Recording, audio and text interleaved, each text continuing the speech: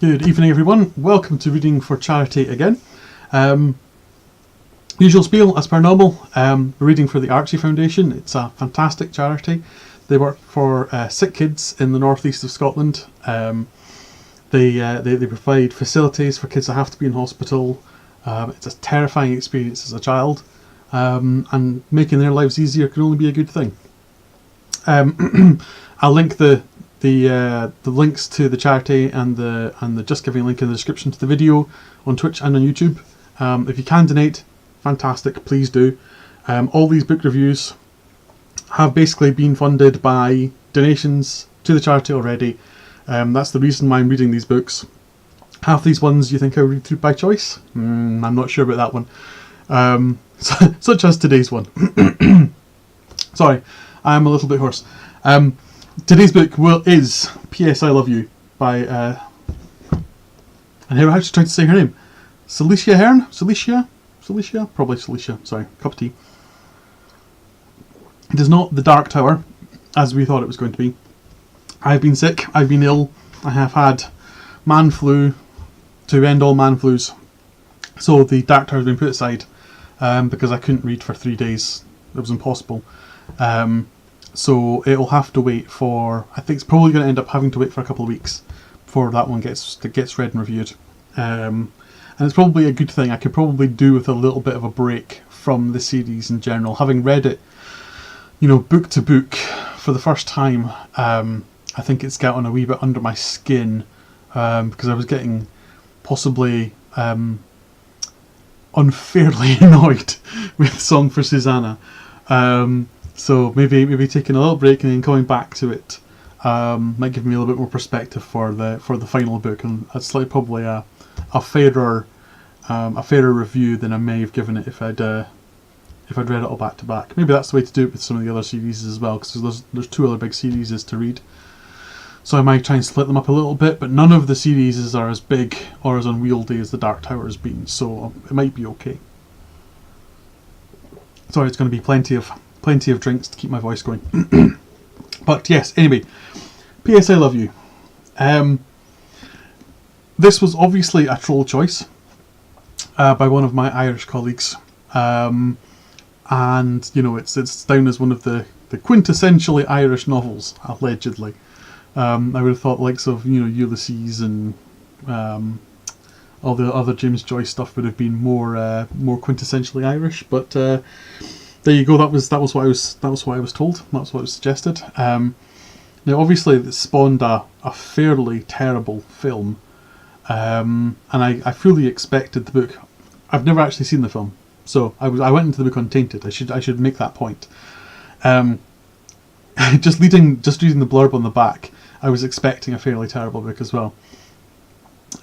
Just reading the back, and you think that it doesn't make the book sound terribly good. Some people wait their whole lives to find their soulmates, but not Holly and Jerry. They were childhood sweethearts. No one could imagine Holly and Jerry without each other, until the unthinkable happens. Jerry's death devastates Holly, but as her 30th birthday looms, Holly discovers that Jerry has left her a bundle of notes, gently guiding her into her new life without him, each signed P.S. I Love You. They're not all signed P.S. I Love You, by the way. They're all signed with a variant of P.S. I Love You, but nitpicking's not for nitpickers. With some help from her friends and her noisy and loving family, Holly finds herself laughing, crying, singing, dancing, and being braver than ever before. Life is for living, she realises, but it always helps if there's an angel watching over you. So, given reading that blurb, I wasn't expecting anything groundbreaking. I knew it sold very, very well, and lots of people liked it, and it was liked well enough that they turned it into film. But I was expecting kind of bog standard chick lit nonsense. I have to admit, when I was going into this book, I wasn't expecting much. In the first 10, 15, 20 pages didn't really change my view of what the book was going to be like. I was like, right, okay, let's get this over and done with. Let's have another one of the troll books done. Let's just read it as quickly as I can. However, dramatic pause. I enjoyed the hell out of this book. I was actually hideously surprised how much I genuinely enjoyed this book.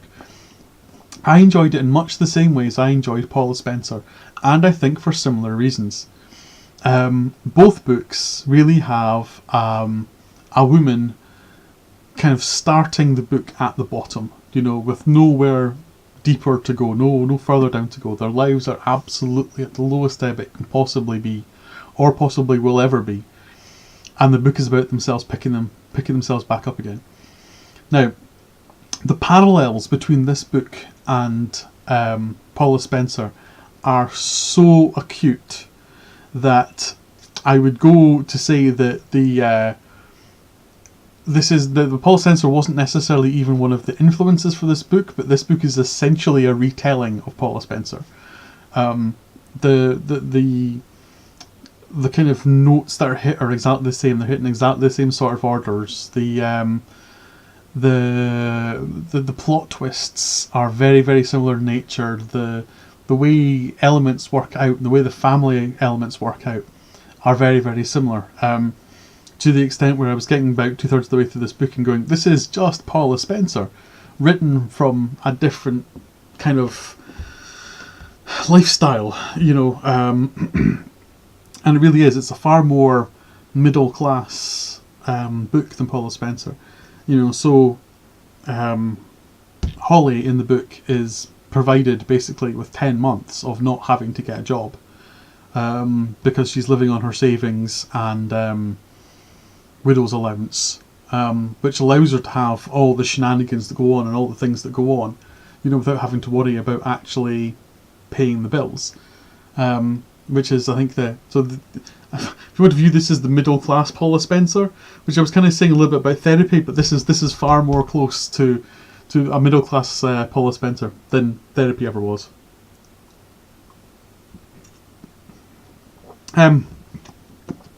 It's so the storyline, I think, is yes.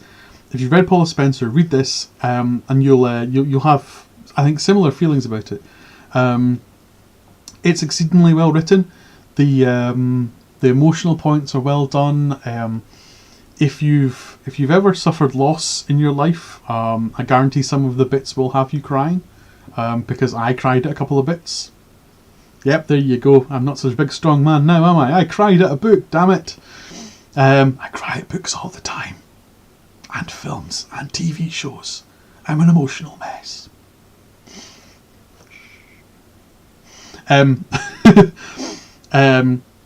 Yeah, so the it's written very well. It's written when she's feeling the depression, and she goes to the trough peaks the same way as Paula Spencer does.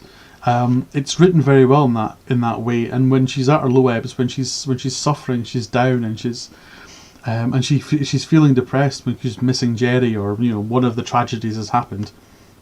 It's written fantastically well, and you genuinely feel for her.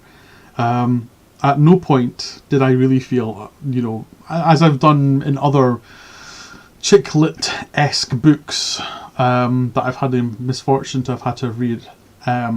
Usually about halfway through the book, I'm thinking, oh, you silly little cow, why don't you just pull yourself together, because that's all you need to do. At no point in this book did I actually genuinely think that. I think Ahern's written a chick lit character that I actually can both identify with and relate to, which I think is no mean feat, given the fact that I'm not Irish, I'm not female, I'm not in my 20s at the start of this book, and I've never lost my husband before my 30th birthday. So despite the fact I've nothing like the main character, being able to relate to her is no mean feat.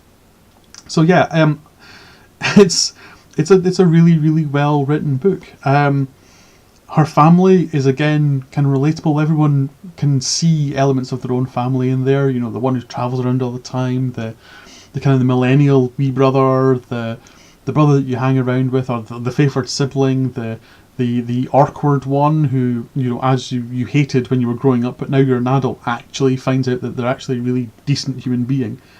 Everyone can relate to these people and their family, maybe not the close family, but extended family. Cliches are cliches for a reason, because more often or not you can see elements of them in actual real life. Apologies. So it's genuinely well done with the elements of her family, her friends.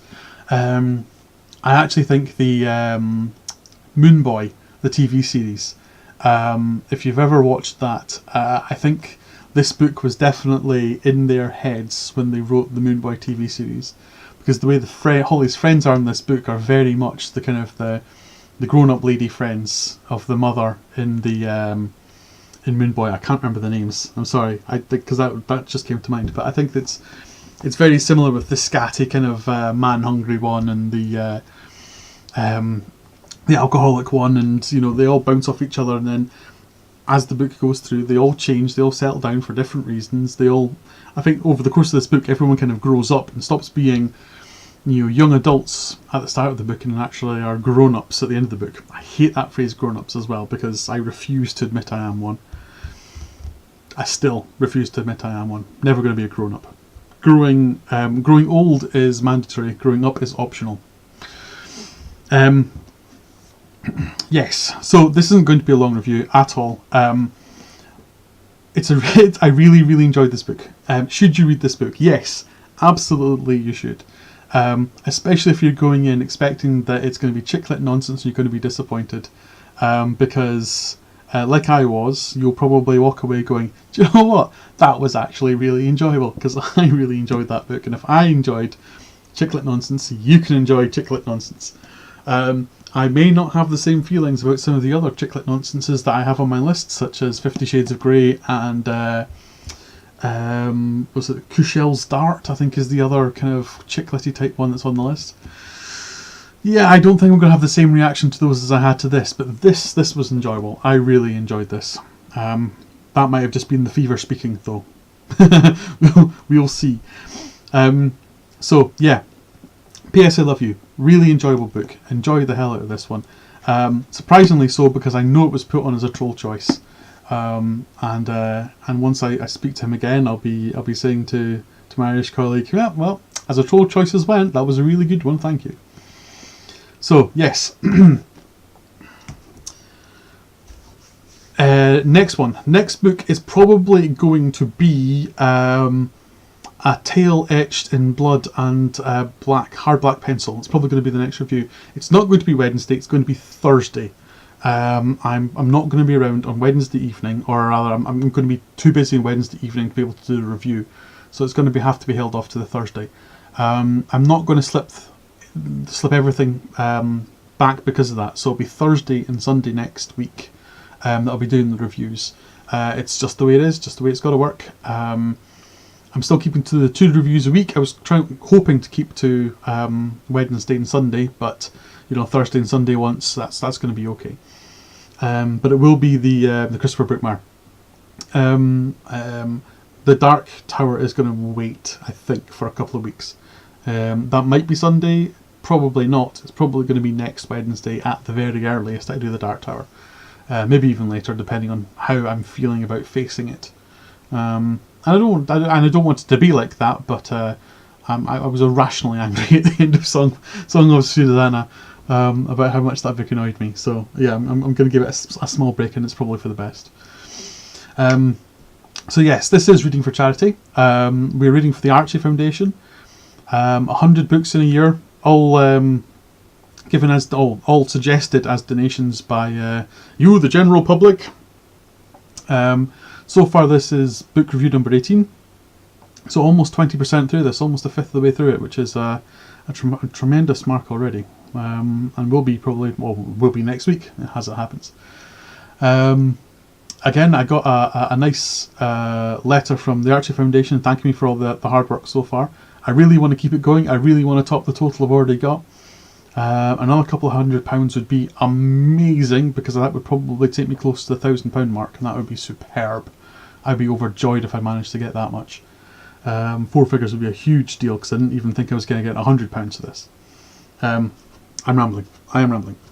Drink, finish. With any luck, on Thursday, my voice will be back a little bit. I won't have been so ill, and I'll be able to actually read some proper books.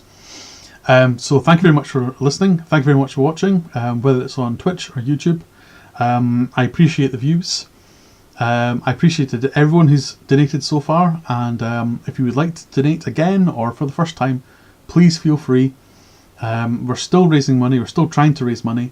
The donation link is open until May next year, because that's when this is scheduled to finish. So please donate if you got the opportunity. It's a fantastic charity. I'm proud to support them. And with any luck, we can make some kids' lives a wee bit easier, which can only be a good thing. Thank you very much for watching. Thank you very much for listening. And I will speak to you all again on Thursday. Good evening.